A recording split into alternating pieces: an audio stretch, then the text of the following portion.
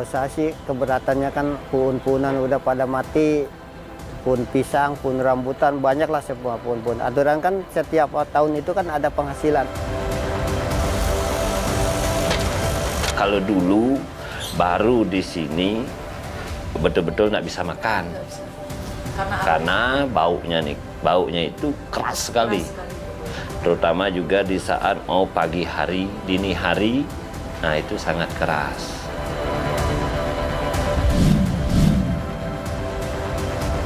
Tidak semua manajer TPA atau unit-unit pengelola TPA itu paham dengan tata kelola ini, paham bagaimana dia harus menyelenggarakan TPA-nya itu sendiri.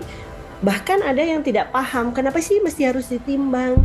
Tata kelolanya diperbaiki, anggarannya juga didukung ya, maksudnya dari pemerintah, dari baik itu DPR, DPRD, pemerintah eksekutif gitu, dari pusat, kementerian sampai ke tingkat dinas gitu.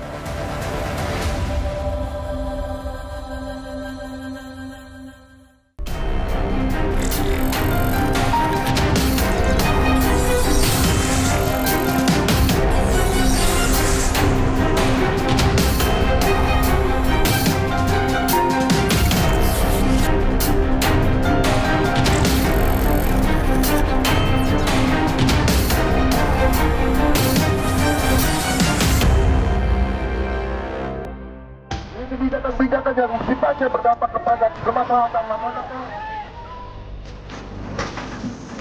Tumpukan sampah menjadi masalah ketika aturan tata kelola sampah telah berubah. Tak boleh lagi TPA atau tempat pembuangan akhir dengan sistem pembuangan terbuka. Bagaimana pemerintah beralih dari sistem tata kelola sampah yang lama? Berkas Kompas mengulasnya kali ini.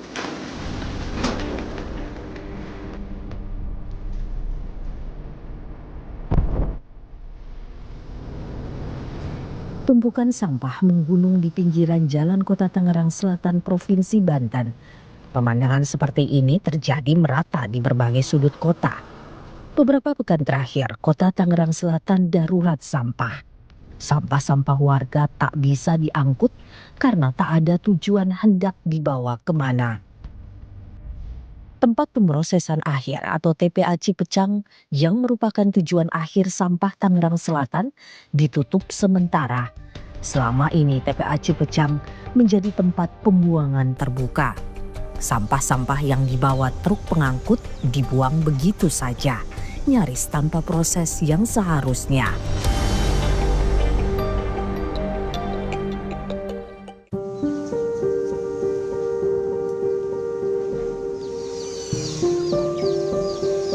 Aroma sampah yang menusuk tajam menyelimuti rumah Agus di Kampung Curug, Tangerang Selatan. Rumah seluas sekitar 60 meter persegi itu hanya berjarak sekitar 3 meter dari tumpukan sampah TPA Cipecang. Di sini Agus yang bekerja sebagai kuli bangunan tinggal bersama istri dan seorang anak perempuannya. Nama saya Agus, umur 50. Kalau tinggal di sini, pokoknya dari lahir juga udah tinggal di sini. Umur saya kan 50 ya. Yang sering dikeluhkan nyesek, terus gatal-gatal gitu. Kalau ke puskesmas kadang-kadang kan suka berobat gitu. Kalau anak, istri, ibu sering, kalau saya enggak. Ya emang saya agak nyesek di sini. Pada 2012, TPA Cipecang diresmikan tak jauh dari rumah Agus. Semakin lama, tumpukan sampah semakin mendekati rumahnya hingga merangsek ke pekarangannya.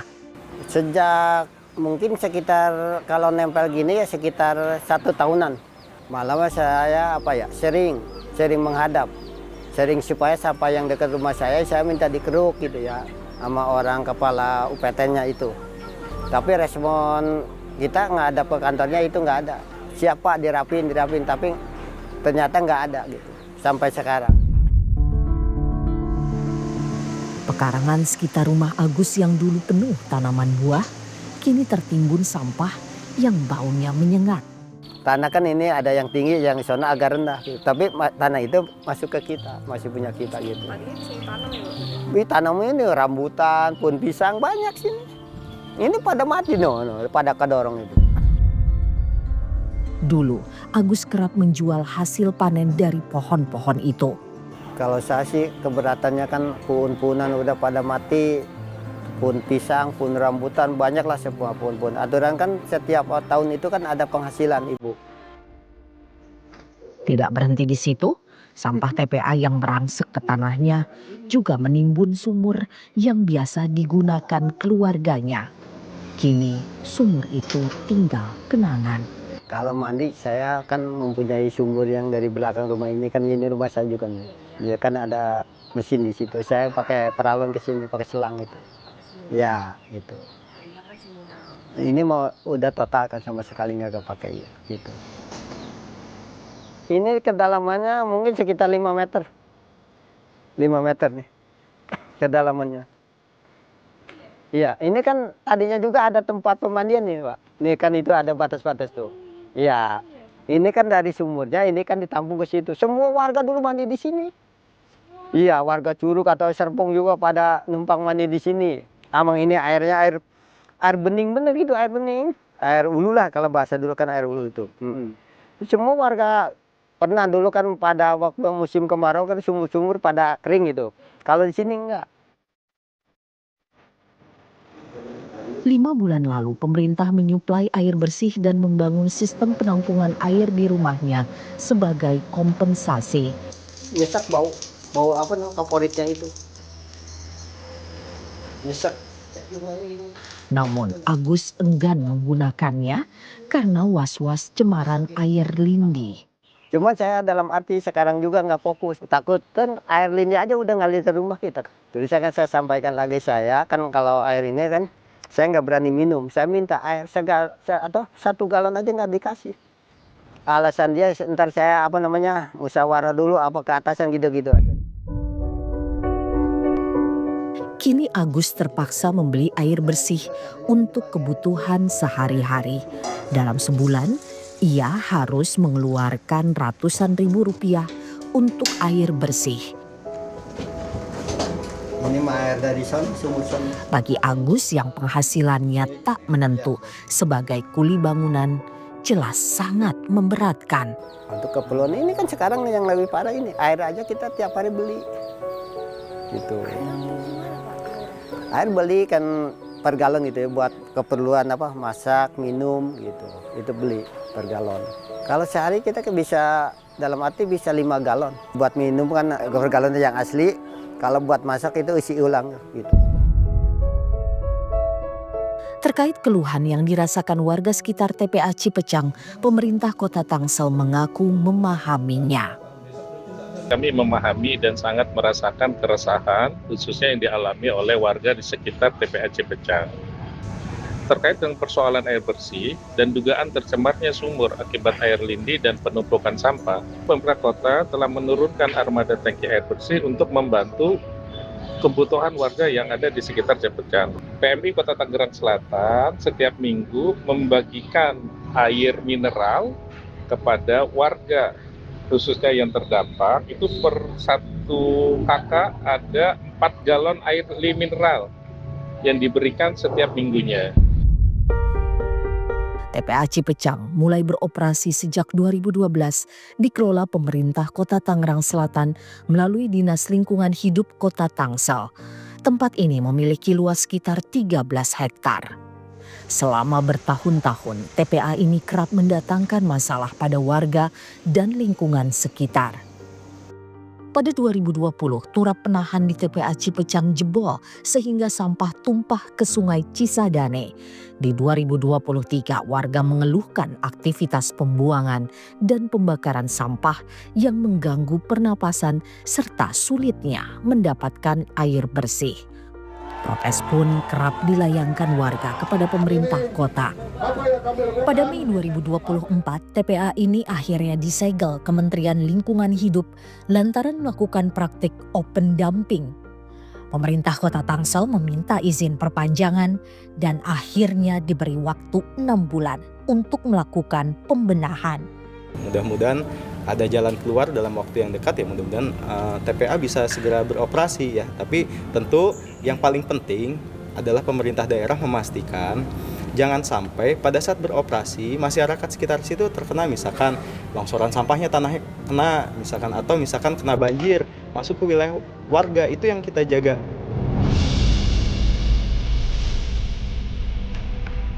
Pemerintah Kota Tangerang Selatan mengaku saat ini tengah melakukan pembenahan di TPA Cipecang.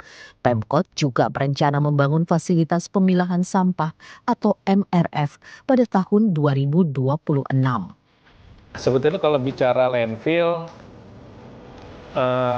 1 dengan 2 kita memang pernah ada stop operasi. Ya, memang ada penyegelan ya dari KLH. Sekarang memang kita berpindah ke landfill 3. Kenapa? Landfill 1-nya sudah penuh ya. Sekarang kita ke landfill 3. Sekarang pun juga sama sebetulnya. Untuk mengurangi persoalan, kita memang sedang melakukan upaya untuk melakukan pembebasan lahan. Kurang lebih sekitar 4.000 meter persegi. Ini tujuannya apa? Ini yang akan digunakan untuk penempatan hanggar MRF. Sehingga ada pemilahan nanti di situ.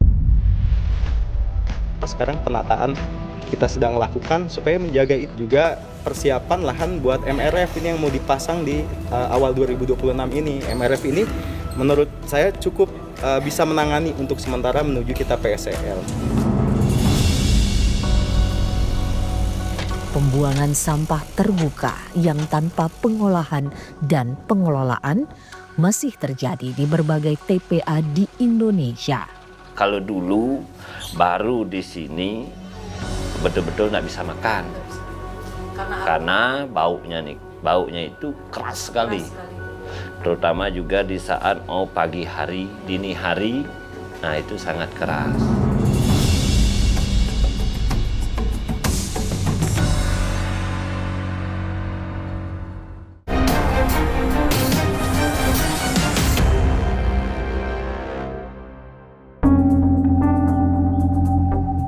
Pengelolaan sampah masih jadi masalah di banyak TPA atau tempat pemrosesan akhir sampah di Indonesia. Pengelolaan yang serampangan hingga pembuangan secara terbuka membuat masyarakat yang tinggal di sekitar TPA menderita. Lebih dari 30 tahun Iwayan Windra hidup berdampingan dengan TPA Suwung. Warga Denpasar ini tinggal di rumah orang tuanya sekitar 50 meter dari TPA. Leluhur saya dari Balun. Balun Ubung, Gang Bango. Dan itu pengelingsir artinya kakek nenek saya yang nyari makan di sini. Wayan kini sudah terbiasa dengan aroma pengap dari gunung sampah di TPA. Karena kami sudah terbiasa, jadinya sulit kalau diomongin itu tidak kuat. Karena sudah terbiasa. Kalau dulu baru di sini betul-betul nggak bisa makan. Karena baunya itu keras sekali. Terutama juga di saat pagi hari, dini hari, nah itu sangat keras. Selain beradaptasi dengan masalah bau, Wayan juga harus menyesuaikan dengan persoalan air sumur yang tercemar, imbas dari TPA Suwung. Saya pakai sumur biasa, sumur gali. Tapi yang ke selatan ini sudah tercemar, sudah kuning lah. Kalau daerah sini masih agak aman lah. Ketika musim hujan datang, Wayan dan warga di sekitar TPA dihantui potensi banjir karena tumpukan sampah. Biasanya kala musim banjir, warga mendapat bantuan alat untuk menggali kali. Kadang-kadang kita warga di sini dibantu dari namanya UPT. Di saat ada banjir, musibah banjir dibantu, dipinjamkan alat untuk garuk kali. Puluhan tahun dilema terus menyelimuti Wayan. Di satu sisi, ia ingin TPA Suwung ditutup demi kesehatan dirinya dan keluarga. Namun di sisi lain, ia menyadari tak ada tempat lain pembuangan sampah selain di sini. Makanya kan kami setuju sampah ini ditutup, apalagi saya di sini pendamping, warga pendamping yang sangat dekat dengan sampah. Tapi ya saya mohon dengan pemerintah dicarikan solusi. Kan di sini kita dilema jadinya. Kalau saya egois misalnya tutup, kemana saya pun sulit buang sampah. Itulah.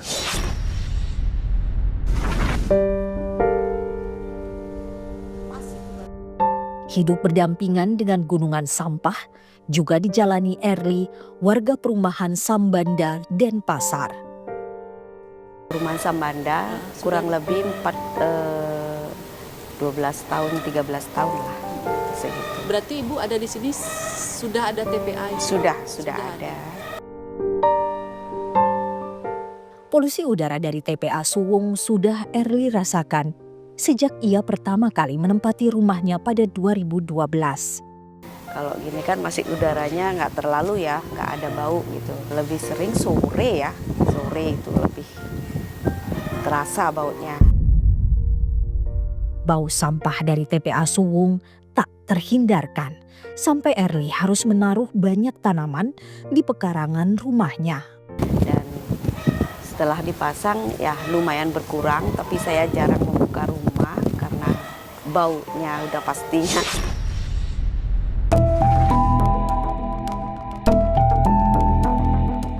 TPA Suwung di Denpasar telah beroperasi lebih dari 40 tahun. Setiap hari TPA ini menampung lebih dari 2.000 ton sampah yang berasal dari wilayah Denpasar, Badung, Gianyar, dan Tabanan. Volume sampah di TPA Suwung kini telah melebihi kapasitas dengan gunungan sampah mencapai ketinggian sekitar 35 sampai 40 meter. Pertengahan 2025, Kementerian Lingkungan Hidup memberikan peringatan kepada pemerintah Provinsi Bali karena pengelolaan sampah di TPA Suwung yang tidak optimal dengan sejumlah indikasi pencemaran. Pemerintah pusat memberikan batas waktu 180 hari untuk menuntaskan seluruh perbaikan. Yang di surat teguran awal sebagai sanksi administratif, kita segera menutup praktek open dumping, pembuangan sampah secara terbuka. Yang kami lakukan adalah melakukan sanitary landfill. Bahkan kebijakan dan strategi menuju ke penutupan itu kami lakukan setiap hari Rabu tiap minggunya. Hari ini kebetulan hari Rabu adalah kami tutup untuk pelayanan. Jadi TPA Suwung tidak menerima sampah dalam satu hari. Pemprov Bali menyebut prioritas penataan di TPA Suwung adalah pengelolaan air limbah. Sebab air limbah dari TPA Suwung bisa berdampak pada ekosistem pesisir dan berisiko menyebabkan kematian mangrove. Ada dua strategi di dalam pengelolaan air limbah ini, mengoptimalkan kembali peran fungsi IPAL yang sudah ada, karena sejak berstatus regional Sarbagita dan Pasar Badung, Gianyar, dan Tabanan sudah pernah ada instalasi tersebut, pemberian dari Kementerian PU, tetapi tidak berfungsi secara maksimal. Ini satu langkah kita optimalkan dan aktifasi kembali. Yang kedua, pengadaan IPAL baru. Ini langsung terkait dengan supporting penganggaran. Khusus untuk pembangunan IPAL, instalasi pengolahan air limbah, tidak kurang dari 5,7 sampai 5,8 miliar telah disiapkan.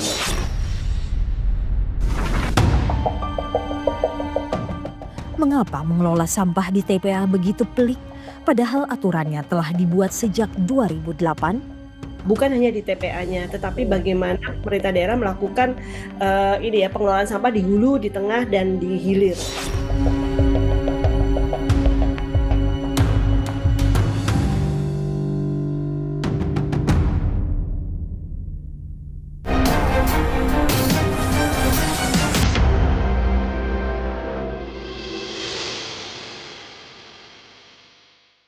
Sederet regulasi telah dihasilkan untuk mengatur secara ketat pengelolaan TPA. Undang-Undang Nomor 18 Tahun 2008 tentang Pengolahan Sampah Peraturan Pemerintah Nomor 81 Tahun 2012 tentang pengelolaan sampah rumah tangga hingga berbagai peraturan menteri mewajibkan pengelolaan sampah di TPA dilakukan secara sistematis menggunakan metode yang lebih modern dan melarang praktik open dumping alias pembuangan secara terbuka. Kementerian Lingkungan Hidup menargetkan penutupan seluruh open dumping pada 2026 karena memiliki dampak serius pada kesehatan dan lingkungan. Berdasarkan catatan Kementerian Lingkungan Hidup, pada 2025 masih ada 343 TPA di seluruh Indonesia yang melakukan praktik open dumping. TPA-TPA tersebut kini telah ditutup. Ketika TPA-TPA itu melakukan praktek open dumping, ini risiko lingkungannya sangat besar. Pertama, dari pengelolaan lindi, biasanya PUR. Artinya kapasitas lindi tidak cukup untuk mengelola licit yang keluar dari open dumping tersebut. Sehingga memang perlu sangat mendesak bahwa TPA ini harus segera ditutup. Kemudian juga bahaya mikroplastik yang dewasa ini sudah banyak ditemukan di air hujan gitu. Selama ini praktik open dumping menjadi sumber permasalahan lingkungan. Secara bertahap, TPA-TPA open dumping akan dialihkan untuk menerapkan sistem yang lebih aman dan berkelanjutan seperti sanitary landfill atau control landfill untuk menggantikan open dumping, sistem pengelolaan sampah menjadi energi listrik atau PSEL, serta sistem pemilahan dan daur ulang sejak dari hulu untuk mengurangi timbunan sampah di TPA. Tidak semua manajer TPA atau unit-unit pengelola TPA itu paham dengan tata kelola ini, paham bagaimana dia harus menyelenggarakan TPA-nya itu sendiri. Bahkan ada yang tidak paham, kenapa sih mesti harus ditimbang, kenapa sih mesti harus ada traceability. Ini penting buat mereka untuk menghitung di mana sih kawasan mana sih yang sudah ada pengurangan sampah, di mana sih sebenarnya sampah terbesar, apakah sampah itu dari mana sih sampah yang tidak terpilah. Mau nggak mau ini semuanya harus, ya kami harus bekerja lebih ekstra lagi untuk melakukan pendampingan ke daerah. Mikirnya kerjanya harus komprehensif, terintegrasi, dan paralel. Nggak bisa dia kerjain di hulu saja, nggak bisa. Jadi sambil di hulu, dia harus bangun di tengah, sambil bangun fondasi di hilir. Koordinator Aliansi Zero Waste Indonesia, Rahyam Nusantara menyebut, ada keengganan penganggaran untuk mewujudkan tata kelola sampah yang aman dan berkelanjutan.